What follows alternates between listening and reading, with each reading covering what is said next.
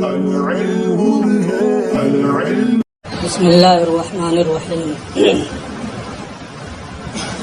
واسباب العلم للخلق ثلاثۃ،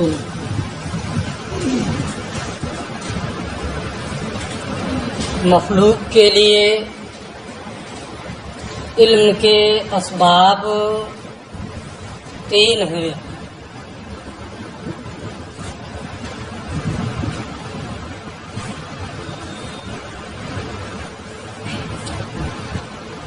الحواس السلیمہ والخبر الصادق والعقل۔ حواس سلیمہ، خبر صادق اور علامہ قفطازانی رحمۃ اللہ تعالی علیہ نے اس کتاب میں حواس سلیمہ سے بھی بحث کی ہے، حواس خمسہ ظاہرہ سے، خبر صادق سے بھی بحث کی ہے، اور عقل کی بحث کو بھی ایک حد تک پیش کیا ہے۔ یہ تمام چیزیں ایسی ہیں جن کے ذریعے سے کوئی حکم ثابت ہوتا ہے۔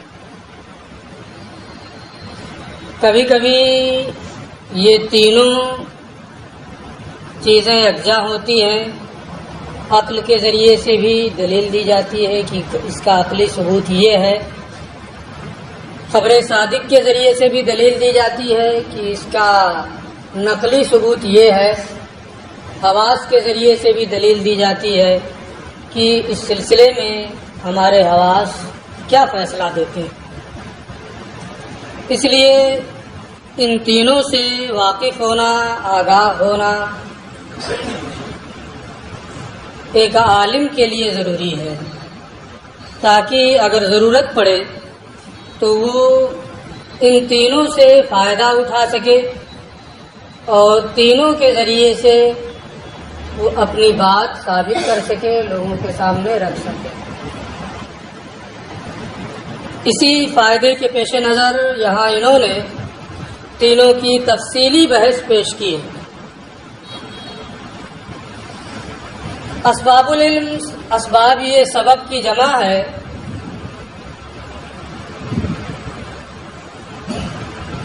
اور علم کا معنی جاننا، دانستن ہوتا ہے۔ اس کی تعریف میں علماء کا اختلاف ہے۔ سیدی سرکار اعلی حضرت نے علم کی یہ تعریف کی ہے کہ علم وہ نور ہے اس کے دائرے میں جو چیز آ جائے روشن اور منور ہو جائے۔ دوسرے لوگوں نے بھی علم کی بہت ساری تعریفات کی ہیں، یہاں انہوں نے دو تعریف ذکر کی ہے۔ پہلی تعریف جو ہے وہ امام ابو منصور ماتریدی رحمۃ اللہ تعالی علیہ سے منقول ہے۔ دوسری تعریف جو ہے وہ بعض اشاعرہ سے منقول ہے۔ دوسری تعریف میں انہوں نے، بلکہ متاخرین علماء نے کچھ تھوڑا سا تصرف کیا ہے۔ جب وہ تعریف آئے گی تو اس تصرف کے بارے میں بھی ہم آپ کو بتائیں گے۔ علم کی پہلی تعریف انہوں نے کی ہے، وہ صفت یتجلی بہل مذکور لمن قامت حیابی، کہ علم ایسی صفت ہے جس کی مدد سے، جس کی وجہ سے مذکور روشن ہو جائے، منکشف ہو جائے، ظاہر ہو جائے، اس کے لیے جس کے ساتھ یہ صفت قائم ہے۔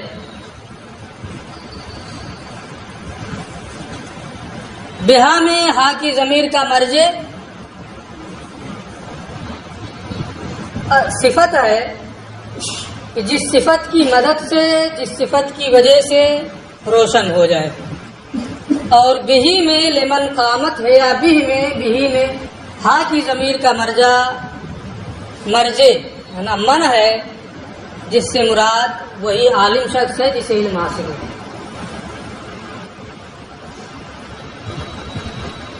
المذکور کا لفظ اس میں ہے، اس کا معنی آپ کو معلوم ہے، میں نے پہلے ہی بتایا بھی ہے کہ یہاں مذکور شے کے معنی میں ہے.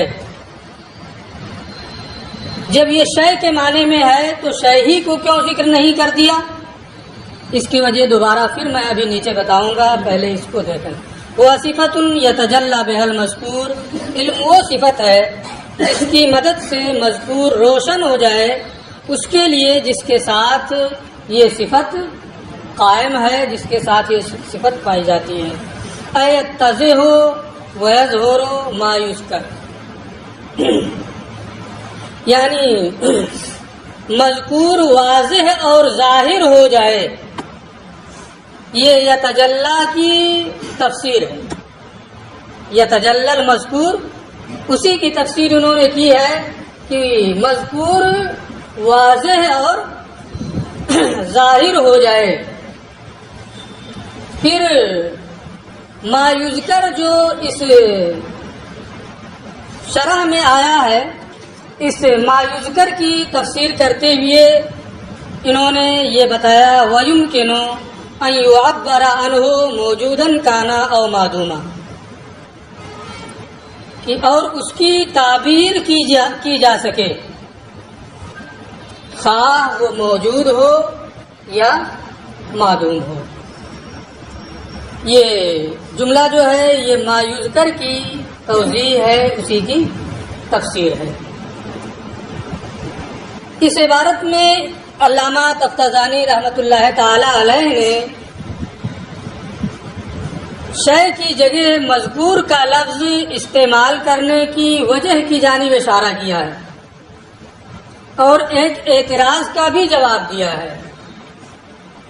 ان دونوں باتوں کی تفصیل یہ ہے کہ انہوں نے یہ کہا کہ جس کی تعبیر کی جا سکے. بسا اوقات ایسا ہوتا ہے کہ بہت سی چیزیں ہمارے ذہن میں ہوتی، ہم ان کو جانتے ہیں، آپ ان کو جانتے ہیں، لیکن ان چیزوں کی کسی لفظ کے ذریعے سے تعبیر کسی نے نہیں کی ہوتی. بہت سی چیزیں ایسی ہوتی ہیں ہمارے اور آپ کے ذہن میں ہیں، ان کی تعبیر کسی لفظ سے کبھی کسی نے کی ہی نہیں ہے. ذہن میں بات آ گئی، وہیں سمجھ لیا، سب کچھ ہو گیا. اگر ایسا ہے اور یقینی طور پر ایسا ہے تو جو انہوں نے یہ کہا ہے کہ مذکور واضح اور ظاہر ہو جائے، مذکور یہ زال کے کسرہ اور زال کے ضمہ دونوں سے ہے. زال کے کسرہ سے اگر ذکر سے محفوظ ہو تو اس کا معنی ہوتا ہے ذکر لسانی، اور زال کے ضمہ کے ساتھ اگر ہو تو اس کا معنی ہوتا ہے ذکر قلبی. یہاں ذکر زال کے کسرہ کے ساتھ ہے، یعنی ذکر لسانی. جب ذکر لسانی مراد ہے تو وہ تمام چیزیں جن کا ہمارے ذہن میں علم ہوا، ہمارے ذہن میں آئیں اور کسی نے ان کا تلفظ نہیں کیا، تو یہ تو چیزیں اس سے خارج ہو جائیں گی. اس لیے کہ ذکر سے کیا مراد ہے؟ ذکر لسانی مراد ہے. جب ذکر لسانی مراد ہے، ان کا تلفظ نہیں ہوا، صرف ذہن میں وہ چیزیں آ کر کے رہ گئی ہیں، تو وہ خارج ہو جائیں گی کہ نہیں خارج ہوں گی. یہی اعتراض ذکر سے ذکر لسانی مراد ہونے کی بنیاد پر یہاں ہو رہا تھا. اس وجہ سے علامہ تفتزانی رحمۃ اللہ تعالی علیہ نے اسی کے جواب کی جانب اشارہ کیا کہ جس کی تعبیر کی جا سکے. کوئی ذہن میں آ گئی بات، تعبیر کیا کہ نہیں کیا، اگر اس کی تعبیر کی جا سکتی ہے تو وہ مذکور کے معنی میں ہے، ذکر لسانی کے معنی میں. اس لیے جو چیزیں ذہن میں آئیں اور کسی نے ان کا تلفظ نہیں کیا تو وہ اس سے خارج نہیں ہے. ٹھیک ہے. اور دوسری چیز جو میں نے کہی تھی کہ مذکور کو شے کی جگہ پہ استعمال کیا ہے، شے موجود کو کہتے ہیں، اور یہاں موجود و معدوم دونوں کو عام کرنا ہے تعریف میں۔ اگر شے کو ذکر کر دیتے تو تعریف موجود کے ساتھ خاص ہو جاتی، اس لیے انہوں نے شے کی جگہ پہ مذکور کا لفظ استعمال کیا تاکہ یہ تعریف میں جو لفظ استعمال کر رہے ہیں یہ عام رہے۔ شے کو مجازی معنی میں لے کر کے معدوم کے معنی میں بھی لے سکتے تھے، لیکن تعریفات میں مجاز کا استعمال آسن نہیں ہے، اس لیے شے کو یہاں پر استعمال نہیں کیا، اس کی جگہ پہ مذکور کا لفظ استعمال کیا۔ وہ یمکن ہو عبران ہو اور اس کی تعبیر کی جا سکے، خواہ وہ موجود ہو یا معدوم ہو۔ بعض لوگوں نے یہ کہا کہ معدوم کا علم محال ہے، میں نے آپ کو بتایا تھا کہ اگر محال ہے تو اس کا علم کیسے ہوا ہے نا، اس کا علم ہو رہا ہے، اس کا مطلب یہ ہے کہ محال نہیں ہے۔ جوابات اس کے اور بھی دیے گئے ہیں۔ اب اس تعریف پر یہ کلام کر رہے ہیں، بات تعریف واضح ہو گئی۔ اس تعریف کی شمولیت پر یہ کلام کر رہے ہیں کہ اس تعریف میں یہ ہے کہ جس کی مدد سے، وہ صفت ہے جس کی مدد سے مذکور واضح ہو جائے، روشن ہو جائے، یہ حواس خمسہ ظاہرہ کے ادراک کو شامل ہے۔ جیسے آپ زید کا ادراک کرتے ہیں، بکر کا ادراک کرتے ہیں، خالد کا ادراک کرتے ہیں، شہد میٹھا ہے آپ ادراک کرتے ہیں، ایلوا کڑوا ہے آپ ادراک کرتے ہیں، ہے نا۔ شہد کو چکھا معلوم ہوا کہ میٹھا ہے نا، ایلوے کو چکھا معلوم ہوا کہ کڑوا ہے نا، ایک قسم کا وہ بھی پھل ہے۔ تو یہ تعریف حواس کے ادراک کو شامل ہے، کیونکہ حواس کے جو ادراک ہیں زید، بکر، خالد، عمر اور شہد کا میٹھا ہونا، ایلوے کا کڑوا ہونا، بحث پھر حواس کی آئے گی، ہر ایک کی مثالیں تفصیل کے ساتھ آئیں گی۔ ان کا ذکر ہوتا ہے، یہ ذکر کے تحت یہ چیزیں آتی ہیں۔ آپ کہتے ہیں کہ زید ہے، بکر ہے، خالد ہے، عمر ہے، اور شہد میٹھا ہے، ایلوا کڑوا ہے، تو یہ ذکر کے لفظ کے تحت مذکور کا جو لفظ انہوں نے استعمال کیا ہے، مذکور میں یہ تمام چیزیں شامل ہیں، کیونکہ ان کا لسانی طور پر ذکر ہوتا ہے۔ جب ذکر کے تحت یہ تمام چیزیں شامل ہیں، جو بھی جن کا بھی حواس سے علم ہوتا ہے، تو حواس کی تمام مدرکات، حواس کے جتنے بھی ادراکات ہیں، وہ سب کے سب اس تعریف میں شامل رہیں گے۔ یعنی حواس سے خمسہ ظاہرہ کے متکلمین حواس سے خمسہ باطنہ کے قائل نہیں ہیں، بعد میں اس کی تفصیلات پیش کی جائیں گی۔ فیشمل و ادراک الحواس سے یہ تعریف حواس کے ادراک کو شامل ہے، وہ ادراک العقل، عقل کے ادراک کو بھی شامل ہے۔ عقل تصور کرتی ہے، عقل تصدیق کرتی ہے کسی چیز کی، اذعان نسبت کا اذعان ہوتا ہے، تصدیق حاصل ہو جاتی ہے۔ تو عقل کے واسطے سے تصور بھی ہوتا ہے، تصدیق بھی ہوتی ہے، ظن بھی ہوتا ہے، جہل مرکب بھی ہے، وہم بھی ہے، تقلید بھی ہے، اس کے علاوہ تخیل بھی ہے، توہم بھی ہے، تمام چیزیں۔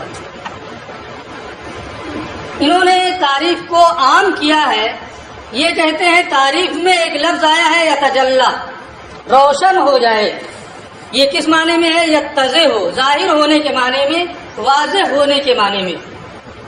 اب وہ وضوح اور ظہور چاہے تصور کی شکل میں ہو، وہ بھی تعریف میں شامل ہے، تصدیق کی شکل میں ہو، اذعان نسبت ہو جائے، وہ بھی تعریف میں شامل ہے، تصدیقات غیر یقینیہ ہوں، ظن ہے، جعل ہے، تقلید ہے، مفرد ہے، مرکب تام ہے، مرکب ناقص ہے، سب میں ظہور کا معنی پایا جاتا ہے۔ البتہ کسی میں ظہور کا معنی غائب درجے کا ہوتا ہے، کسی میں ظہور کم ہوتا ہے، لیکن ظہور کا معنی سب میں پایا جاتا ہے۔ جب ظہور کا معنی سب میں پایا جاتا ہے تو اس تعریف میں عقل کے جمیع ادراکات خواہ وہ تصور ہو یا تصدیق ہو، تصدیق یقینی ہو یا تصدیق غیر یقینی ہو، یعنی ظن، جہل مرکب وغیرہ، ان تمام چیزوں کو یہ تعریف کیا ہے؟ شامل ہے. ٹھیک ہے، وہ ادراک العقل ہے، اور یہ تعریف شامل ہے عقل کے ادراک کو. عقل کے ادراک یعنی من التصورات، تصورات کو بھی یہ شامل ہے. وہ تصدیقات یقینیہ، تصدیقات یقینیہ کو بھی یہ شامل ہے جہاں اذعان نسبت ہو جائے. تصدیقات غیر یقینیہ کو بھی یہ شامل ہے، یعنی مرکب ناقص ہو، ظن ہو، جہل مرکب ہو، تقلید ہو، وہم ہو، ان تمام چیزوں کو یہ تعریف شامل ہے. اسی شمولیت کی بنیاد پر میں نے بتایا تھا کہ علامہ سید شریف جرجانی رحمۃ اللہ تعالی علیہ نے یہ فرمایا ہے کہ یہ تعریف اچھی ہے، سب کو یہ شامل ہے. اب یہ ایک تعریف پوری ہو گئی. دوسری تعریف یہ کر رہے ہیں بخلاف قولہم، برخلاف اشاعرہ کے اس قول کے، صفت توجب تمییزا لا يحتمل النقیض، کہ علم وہ صفت ہے جو ایسی تمییز کو واجب کرے جو نقیض کا احتمال نہ رکھے. اس طرح سے تمیز ہو جائے کہ اس میں نقیض کا احتمال ختم ہو جائے، تو اس کو کیا کہیں گے؟ علم کہیں گے. یہی دو تعریف انہوں نے علم کی ہے. سوال میں اگر آئے کہ علم کی کتنی تعریف کی ہے، ان کی وضاحت کریں تو یہی دونوں لکھنا. تو دوسری تعریف وہ ایسی صفت ہے جو ایسی تمیز کو واجب کرے جو نقیض کا احتمال نہ رکھے. یہ بعض اشاعرہ سے منقول ہے. ابتداءً اس کی تعریف یہ کی جاتی تھی، صفت توجب تمییزا بین المعانی، بس یہی ایک لفظ کا اضافہ ہے، صفت توجب تمییزا بین المعانی لا يحتمل النقیض. معانی کے درمیان ایسی تمیز کو واجب کر دے جو احتمال نقیض نہ رکھے، تو اس کو کیا کہیں گے؟ علم کہیں گے. لیکن متاثرین علماء نے بین المعانی کی قید کو ختم کر دیا. کیوں ختم کیا؟ معانی کہتے ہیں ان چیزوں کو جو حواس خمسہ ظاہرہ میں سے کسی ایک کے ذریعے سے ان کا احساس نہ ہو سکے. حواس خمسہ ظاہرہ میں سے کسی کے ذریعے سے بھی اس کا احساس نہ ہو سکے تو اسے معانی کہتے ہیں. قدوری میں آپ نے اس کو پڑھا ہوگا. اسی کا مقابل ہوتا ہے آیان. کتاب ہے، خارج میں موجود ہے، اس کا مشاہدہ کر رہے ہیں، چھو بھی رہے ہیں. موبائل ہے، خارج میں موجود ہے، اس کو کیا کہیں گے؟ آئین. اسی کے مقابل میں ایک چیز اور آتی ہے عقار، اس کو بھی آپ نے پڑھا ہے. اب ہم ان تفصیلات میں نہیں جائیں کہ وہ سب پڑھی ہوئی ہیں. یہاں ہم کو صرف معانی کی وضاحت کرنا ہے کہ وہ امور جو حواس خمسہ ظاہرہ میں سے کسی ایک کے ذریعے سے محسوس نہ ہو. تو پہلے معانی کی قید تھی. جب معانی کے درمیان تمیز ہوگی، یعنی ایسے امور کے درمیان جن کا حواس خمسہ ظاہرہ میں سے کسی ایک سے ادراک نہ ہو، تو اب اس تعریف سے حواس خمسہ ظاہرہ کے ادراکات خارج ہو جائیں گے. حالانکہ متکلمین کے نزدیک حواس کے ذریعے سے بھی علم ہوتا ہے، حواس خمسہ ظاہرہ کے ذریعے سے. بین المعانی کی قید لگانے کی بنیاد پر حواس کے ادراکات خارج ہو رہے تھے، اس لیے متاثرین علماء نے بین المعانی کی قید کو ختم کر دیا. اسی کو یہ بتا رہے ہیں فَإِنَّهُ، یہ تعریف وَإِنْ كَانَ شَامِلًا لِإِدْرَاكِ الْحَوَاسِ، یہ تعریف اگرچہ ادراک کے حواس کو شامل ہے. کیوں یہ ادراک کے حواس کو شامل ہے؟ ادراک کے حواس کے ادراک کو شامل ہے. اس کی وجہ یہ فرماتے ہیں کیونکہ بین المعانی کی قید اس میں تھی، اسی کو حذف کر دیا. اس کو خارج کرنے کے لیے جو قید تھی، جب اس کو حذف کر دیا گیا تو ظاہر سی بات ہے اب وہ شامل ہو جائے گی. کیونکہ یہ تعریف اگرچہ حواس کے ادراک کو شامل ہے، بناء علی عدم التقیید بالمعانی، اس تعریف کو معانی سے مقید نہ کرنے کی بنیاد پر معانی کی قید کو حذف کر دیا، حواس کے ادراک کو یہ تعریف شامل ہو گئی، تو حواس کے ادراکات کو یہ تعریف شامل ہے وللتصورات، اور یہ تعریف تصورات کو بھی شامل ہے۔ تصورات کے ادراک کو کیسے شامل ہے؟ یہ ان علماء کے نزدیک ہے کہ تصورات کے ادراک کو شامل ہے جن کا یہ کہنا ہے کہ تصورات اور مفردات کی نقیض نہیں آتی، تصورات اور مفردات کی نقیض نہیں آتی ہے۔ لیکن علامہ تفتازانی رحمۃ اللہ تعالی علیہ کا مختار یہ ہے کہ تصورات و مفردات کی بھی نقیض آتی ہے۔ جب ان کا مختار یہ ہے کہ ان کی بھی نقیض آتی ہے تو تصورات بھی خارج ہو جائیں گے، اس لیے کہ انہوں نے قید کیا لگائی ہے، ایسی تمیز جو نقیض کا احتمال نہ رکھے۔ جب تصورات بھی نقیض کا احتمال رکھتے ہیں تو یہ بھی خارج ہو جائیں گے۔ بعض علماء کا یہ قول ہے کہ تصورات کی نقیض نہیں آتی ہے۔ منطق میں آپ نے یہ پڑھا ہوگا کہ ایسے دو معاملے جو باہم مخالف اور متمانع ہوں، ان میں سے ایک کا تحقق دوسرے کی نفی کا تقاضا کرے۔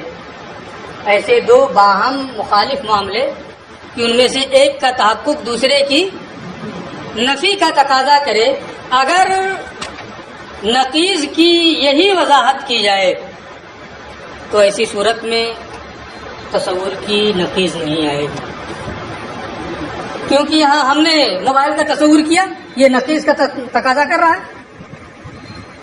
ایک کا وجود، ایک تصور ہوا دوسرے تصور کا تقاضا کرے گا، یا دوسرے کے نفی کا تقاضا ہوگا جو اس کے مخالف ہو، ایسا کچھ نہیں ہوتا۔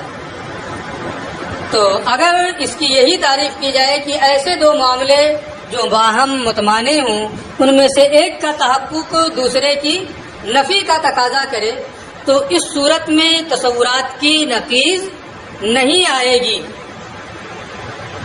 اسی بنیاد پر بعض علماء نے یہ کہا ہے کہ تصورات کی نقیض نہیں آتی ہے، اور اس تعریف میں تصورات کا ادراک یہ کیا ہے شامل۔ اور علامہ فرماتے ہیں نقیض کا معنی ہوتا ہے کہ رفع الشیء، انسان کا تصور ہوا، انسان کا رفع لا انسان، مفرد کا تصور ہو رہا ہے انسان، ہے نا، اور اسی کے ساتھ لا انسان بھی، اس کی انسان کی نقیض آ گئی۔ اور جب نقیض کا معنی رفع الشیء ہو تو تمام مفردات اور تمام تصورات کی نقیض آئے گی۔ اسی معنی کو علامہ تفتازانی رحمۃ اللہ تعالی علیہ نے لیا ہے۔ آپ یہ بھی پڑھے ہوں گے کہ نقیض المتساویین متساویان، دو متساوی چیزوں کی نقیض مساوی ہوتی ہے۔ جیسے کسی نے آپ کسی کے بارے میں یہ کہا کہ یہ لا انسان ہے، تو لا ناطق بھی ہوگا۔ انسان کی نقیض لا انسان، ناطق کی نقیض لا ناطق، تو جب لا انسان ہے تو لا ناطق بھی ہوگا۔ تو نقیض المتساویین متساویان، اس کو آپ نے پڑھا ہوگا۔ اسی اختلاف کی جانب علامہ اشارہ کر رہے ہیں۔ وللتصورات، اور یہ تعریف تصورات کو بھی شامل ہے، بناءً علی انہا لا نقائض لہا، اس بنیاد پر کہ تصورات کی نقیض نہیں ہے، علامہ زام، جیسا کہ بعض لوگوں کا خیال ہے، صیغہ تمریض ہے، یعنی علامہ کے نزدیک یہ قول مرجوح ہے، یہ قول قوی نہیں ہے، لیکنہ لا، ان کے نزدیک راجح یہ ہے کہ اس کی بھی نقیض آتی ہے اور تعریف میں شامل نہیں ہوگا۔ لیکنہ لا یشمل غیر الیقینیات من التصدیقیات، لیکن یہ تعریف تصدیقات غیر یقینیہ کو شامل نہیں، تصدیقات یقینیہ کو تو شامل ہے، ان کی نقیض، وہ نقیض کا احتمال نہیں رکھتے ہیں۔ جب یقین ہو جائے، یقین جازم، تو ایسی صورت میں وہاں نقیض کا احتمال نہیں ہوتا ہے۔ لیکن اگر یقین جزم کی حد کو نہ پہنچے، جیسے زن ہے، اس میں دوسرے جانب کا احتمال ہوتا ہے کہ نہیں ہوتا ہے؟ وہم ہے، شک ہے، اس میں جانب مخالف کا احتمال ہوتا ہے کہ نہیں ہوتا ہے؟ جہل مرکب ہے، آج کسی چیز کو کہہ رہا ہے اور سمجھ رہا ہے یہی صحیح ہے، جیسے کہہ رہا ہے عالم قدیم، لیکن بعد میں دلیل کے ذریعے سے ظاہر ہو جائے نہیں یار قدیم نہیں ہے، حادث ہے، اس میں بھی احتمال ہے مستقبل میں نقیص کا۔ یہی حال تقلید کا بھی ہے کہ تشکیک مشکک سے کبھی کبھی وہ ظاہر ہو جاتا۔ تو تصدیقات غیر یقینیہ یعنی زن ہے، جہل مرکب ہے، تقلید ہے، وہم ہے، شک ہے، ان تمام چیزوں میں نقیض کا احتمال ہوتا ہے کہ نہیں ہوتا ہے؟ اور جب نقیض کا احتمال ہوتا ہے، انہوں نے یہ قید لگائی ہے لا یحتمل النقیض، کہ نقیض کا احتمال نہ رکھے، تو تصدیقات غیر یقینیہ تعریف میں شامل ہے یا نہیں ہے؟ کیا جی شامل ہے یا نہیں؟ ہاں یا نہیں بتائے گا نا؟ شامل نہیں ہے نا؟ لیکن لا يشمل غیر الیقینیات من التصدیقیات، لیکن یہ تعریف تصدیقات غیر یقینیہ کو شامل نہیں ہے۔ خاصا آپ اس کو سمجھ لیں، یاد کر لیں جو انہوں نے بیان کیا۔ اس کے بعد علامہ فرماتے ہیں ان دونوں تعریفوں میں بہتر تعریف کون ہے؟ یہ کہتے ہیں دوسری تعریف بہتر ہے۔ پہلی تعریف کو دوسری کے مطابق کیا جا سکتا ہے، اور اس طور پر کہ یتجلا کو ظہور تام کے معنی میں لیا جائے، اور جب یتجلا کو ظہور تام کے معنی میں لیں گے تو ظہور تام یقین اور جزم میں ہی ہوتا ہے، زن جہل مرکب وغیرہ میں ظہور تام نہیں ہوتا، وہاں جانب مخالف کا احتمال ہوتا ہے۔ اس لیے پہلی تعریف میں بھی یتجلا کو صرف ظہور کے معنی میں، وضوح کے معنی میں نہیں بلکہ ظہور تام کے معنی میں لے لیا جائے تو وہاں اس تعریف میں بھی تصدیقات غیر یقینیہ خارج ہو جائیں گی، دوسری تعریف میں تو خارج ہی ہیں، اور پھر دونوں تعریف یکساں ہو جائے گی۔ اس بنیاد پر یہ دوسری تعریف زیادہ بہتر ہے، اور ان چیزوں کو علم کہنے کی ضرورت بھی نہیں ہے۔ ولیکن ینبغی، لیکن مناسب ہے ان یحمل التجلی علی الانکشاف التام، کہ پہلی تعریف میں تجلی کو انکشاف تام کے معنی میں لیا جائے، الذی لا یشمل الظن، جو ظن کو، وہم کو اور جہل مرکب وغیرہ کو شامل نہیں ہے۔ کیوں؟ لأن العلم عندهم مقابل للظن، راجح کیوں ہے دوسری تعریف؟ اس لیے کہ متکلمین کے نزدیک علم یہ ظن کا مقابل ہے۔ جب علم کی تعریف متکلمین کے یہاں ہو رہی ہے تو جب علم ظن کا مقابل ہے ان کے یہاں تو ظن کو خارج ہونا چاہیے علم سے۔ پہلی تعریف میں ظن وہم تمام چیزیں شامل ہو رہی ہیں، دوسری تعریف میں شامل نہیں ہے۔ اس لیے متکلمین کے مذہب کی رعایت کرتے ہوئے کہ علم ظن کا مقابل ہے، دوسری تعریف راجح ہے، پہلی تعریف کو بھی دوسری کے مطابق کیا جا سکتا ہے، یا تجلا کو انکشاف تام اور ظہور تام کے معنی میں لے کر کے، ٹھیک ہے۔ للخلق، مخلوق کے لیے،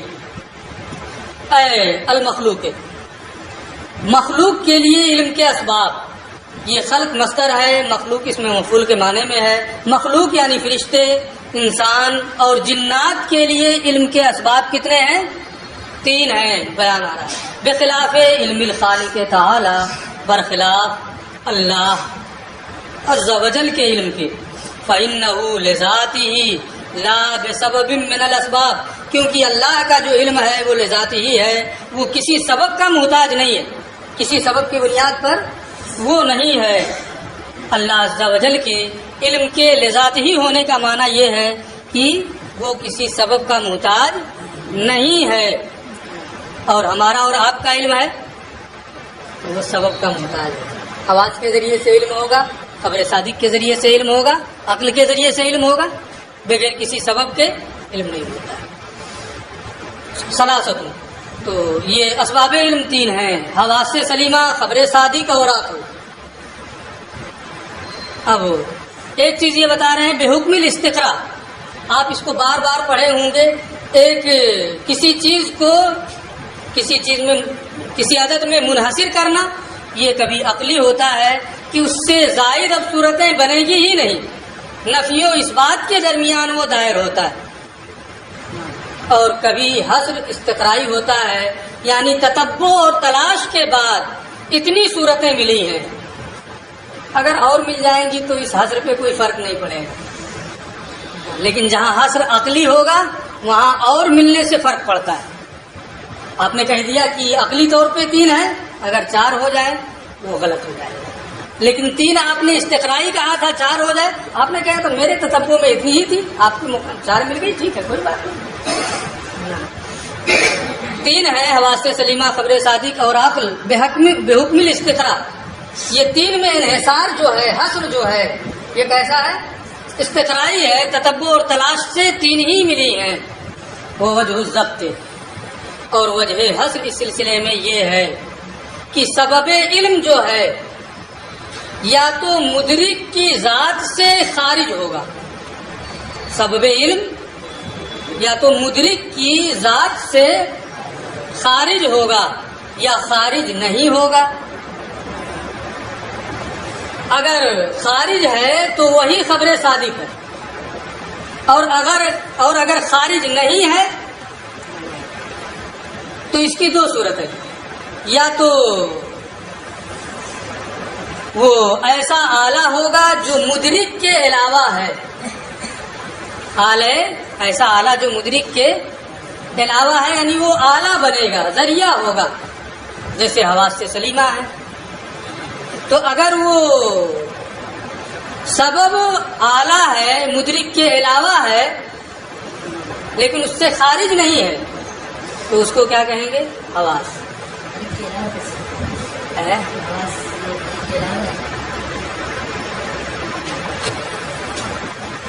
مدرک کہتے ہیں انسان کو، اسی کو نفس ناطقہ کہتے ہیں، ہے نا.